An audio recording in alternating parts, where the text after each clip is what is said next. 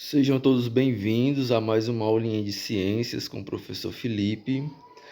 Na aula de hoje a gente vai estudar a separação de misturas.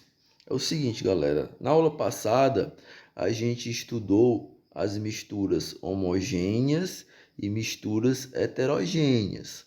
A gente vimos que as misturas homogêneas são aquelas que só apresentam uma fase, ou seja, na mistura de, por exemplo, água com açúcar, o açúcar se dissolve na água e a gente só vê uma fase, a gente só vê a água. Já na mistura de água com óleo, o óleo ele não se dissolve na água, a gente vê duas fases. A gente vê a fase da água e a fase do óleo. Água e óleo são misturas heterogêneas, porque tem mais de uma fase. Já a água com açúcar é uma mistura homogênea, porque a gente só vê uma fase. A gente estudou isso na aula passada.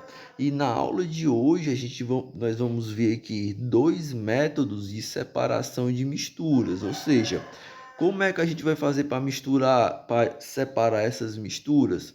A gente vai estar vendo aqui na nossa aulinha de hoje, dois métodos, ok?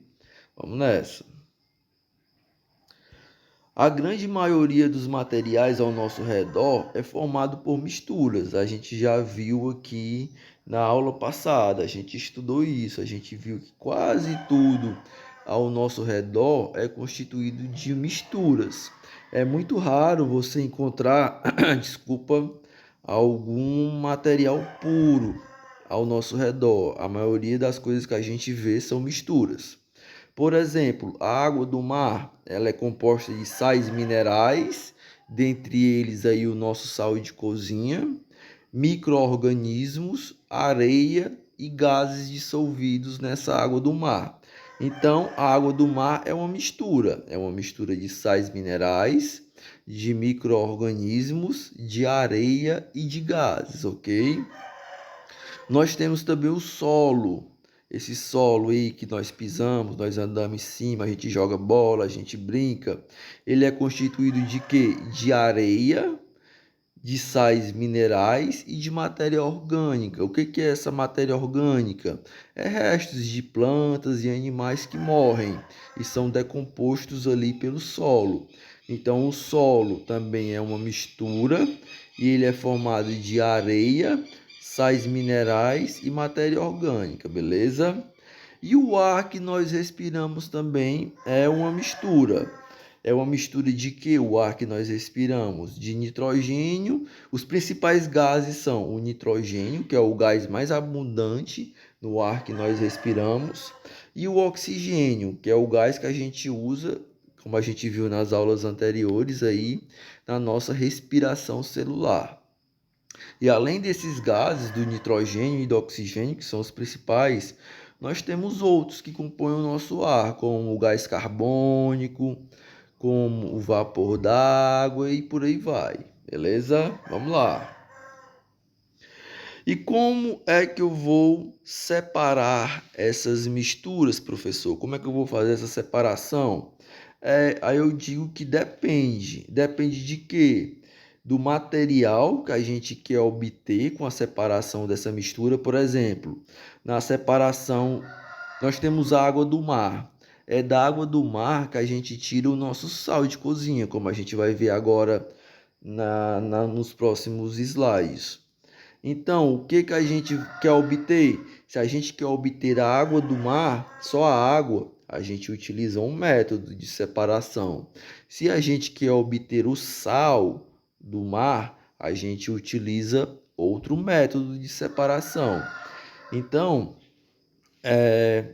o método que você vai empregar depende do tipo de material que você quer obter e também do tipo de mistura que se quer separar. Se você quer separar a água do mar, tirar a água e deixar só o sal, ou se você quer separar o óleo da água, aí vai depender também do tipo de material que você quer separar, beleza? Vamos lá.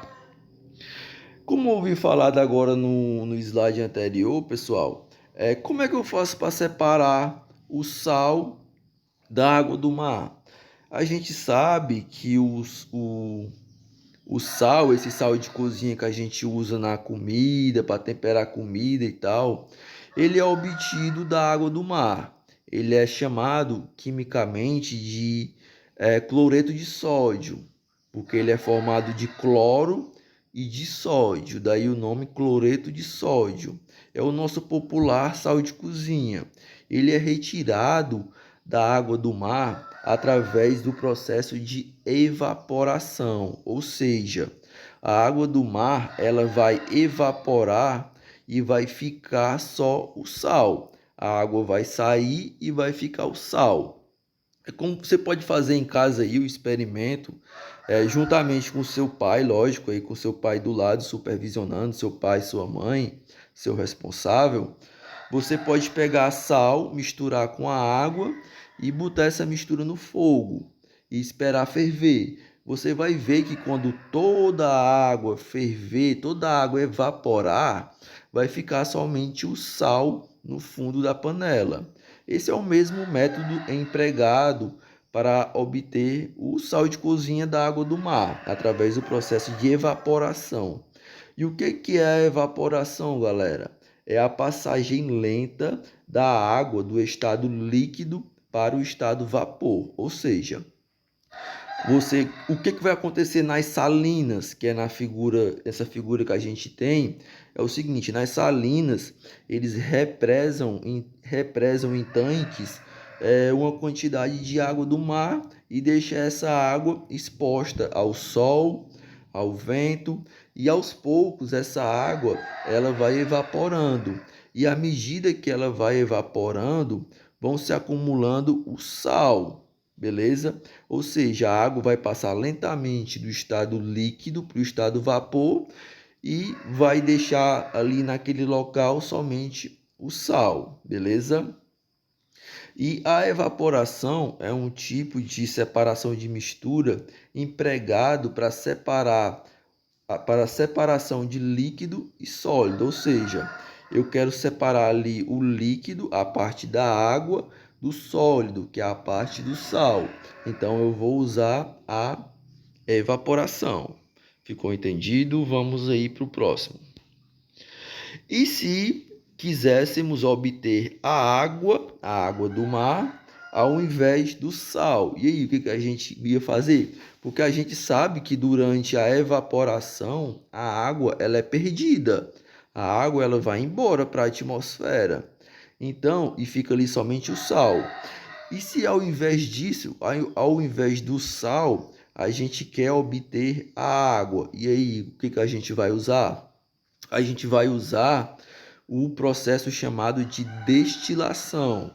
É semelhante à evaporação, só que com uma diferença. Qual é essa diferença, professor? É o seguinte: quando você pega ali a água do mar e bota ela para evaporar, aí a água vai embora e fica somente o sal. Só que essa água que vai embora, ela passa por um componente ali do destilador chamado de condensador. Esse condensador vai fazer com que a água em forma de vapor ela seja novamente revertida, ela volte a ser água líquida. E essa água que foi condensada, que foi trazida da forma vapor para a forma líquida, ela é uma água que não vai ter mais o sal, porque o sal ficou lá no começo, durante a evaporação, ela saiu do sal e foi condensada, voltou para a forma líquida, livre daquele sal que ela tinha antes. Então a água que evapora, ela vai para o condensador, que é isso que eu acabei de falar. E a condensação é a passagem da água do estado vapor para o estado líquido, como eu já havia falado também. Então, quando a gente quer obter a água ao invés do sal, a gente utiliza o processo de destilação. Novamente repetindo, você vai pegar a água do mar e vai aquecer. Aí a parte da água vai evaporar e vai ficar somente o sal. Só que essa água que evaporou, ela vai para o condensador. É no condensador onde ela vai voltar para o estado líquido e a gente aí obtém a água sem o sal, ok? É muito comum da gente observar a condensação nessas garrafas de água.